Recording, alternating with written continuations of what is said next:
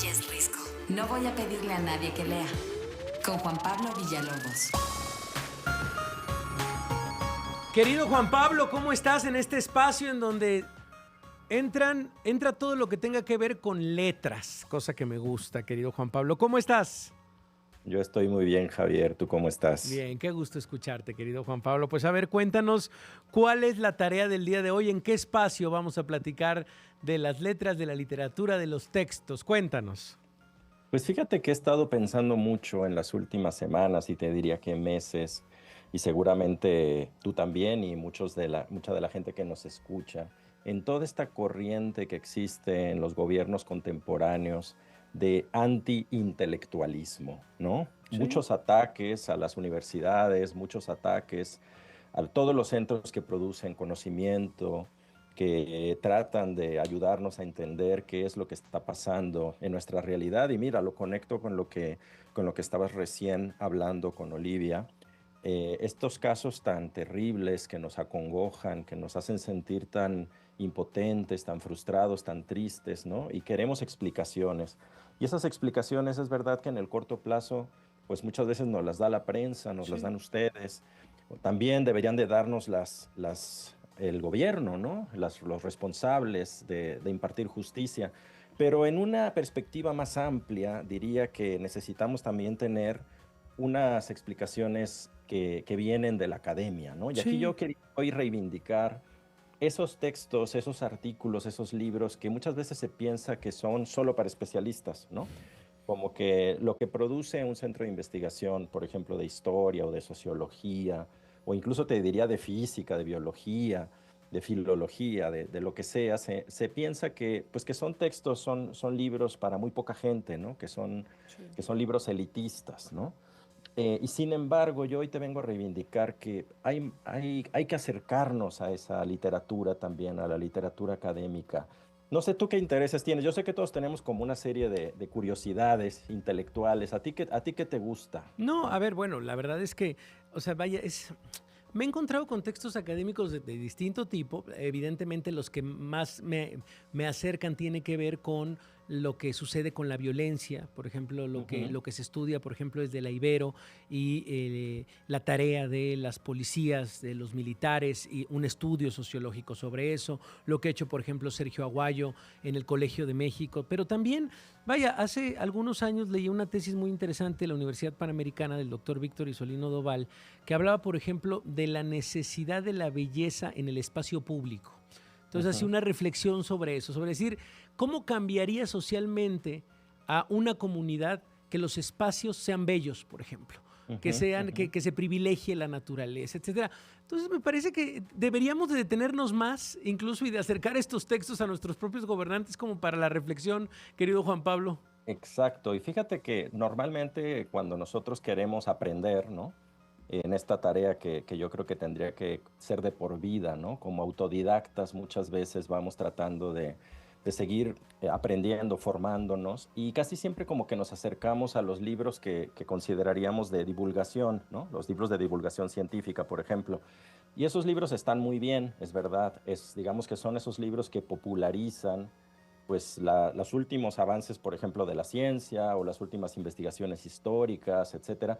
Y eso me parece que está muy bien. Pero yo hoy te quería hablar del trabajo que hacen específicamente los centros de investigación, por ejemplo, de la UNAM, Sí. de nuestra querida Universidad Veracruzana, que tiene una editorial maravillosa, de la Universidad de Guadalajara, de la UAP, del Politécnico Nacional, de la Universidad Autónoma de Nuevo León, de la de Sinaloa, la de Tamaulipas, el Colmex, a quien ya mencionaste también, tiene por supuesto un Sí. departamento de historia maravilloso. Creo que todos hemos leído las historias de México del Colmex, o espero que Que muchos sí. hayamos leído las historias de México del Colmex, ¿no? Ahora han publicado en los últimos años también unas historias de la vida cotidiana, que quien no las conozca, son maravillosas porque cuentan no solo la historia, digamos, los grandes hechos políticos y sociales, sino que se detienen a explicarnos, por ejemplo, cómo era la vida en las diferentes épocas de México, la vida dentro de las casas, las relaciones de pareja, de amistad, la vestimenta, la comida, cómo ha evolucionado todo eso. Son unos libros maravillosos. También está, por supuesto, la Universidad de las Américas, el CIDE,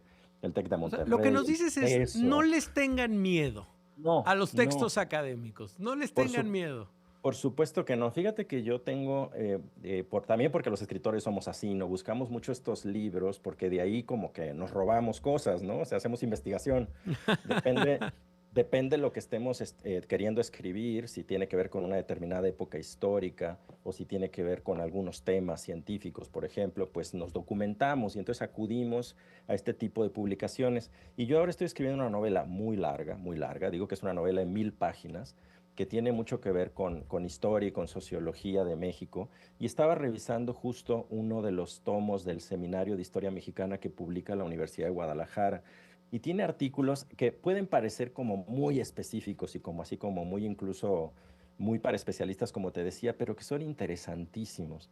Por ejemplo, habla aquí de perspectivas de la arqueología industrial en los Altos de Jalisco. Tú sabes que yo soy de los Altos de Sí, claro. Jalisco, entonces pues me interesa muchísimo, ¿no? Aquí hay un artículo que me fascinó que se llama Del Código de Honor a una moda aburguesada, el duelo de armas entre los tapatíos en la segunda mitad del siglo XIX. ¡Wow! ¡Qué Ese es un maravilloso! artículo No, sí, sí. maravilloso que nos explica cómo se puso de moda, importado desde Francia, pues retarse a duelo en Guadalajara en el siglo XIX, ¿no? No, bueno, yo me acordé Imagínate. de la mamá de un amigo, le mando un abrazo a mi querido Pepón, que su madre es una extraordinaria doctora en historia y Ujú. tiene una tesis sobre panteones prehispánicos Wow. espectacular. Espectacular, de verdad. Y como tú dices, cuánto conocimiento y cuántas historias ahí hay de entrada. O sea, el cómo se van sumando, Juan Pablo.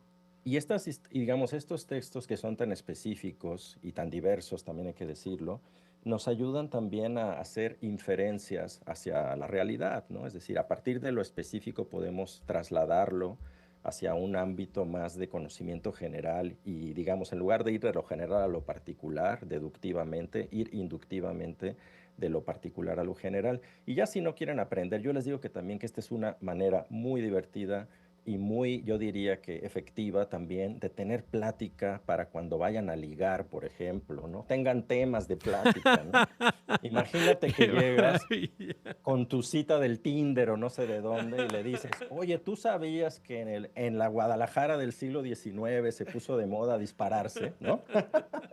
¿No te parece O increíble? esto que estamos pisando era un panteón prehispánico.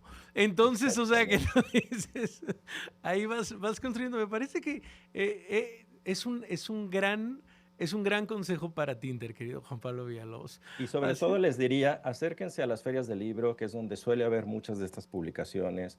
Las editoriales universitarias tienen problemas de distribución en las librerías. Entonces, en las ferias del libro aprovechen, acérquense a los stands de las editoriales universitarias, denle una me oportunidad a encanta. los centros de Me investigación encanta la idea. y métanse a leer estos libros. Me encanta la idea, querido Juan Pablo. Gracias de verdad por provocarnos de esta manera. A Juan Pablo Villalobos es de otro tiempo, pero claramente hubiera puesto en Tinder adicto a textos académicos. Si hubiera tenido una fila para contar unas historias. Gracias, Juan Pablo. Y sabes cuánto te quiere todo el equipo. Te mando un abrazo. Un abrazote, Javier. Hasta Gracias. luego. Es Juan Pablo Villalobos, extraordinario escritor y un gran recomendador de todo lo que tiene que ver con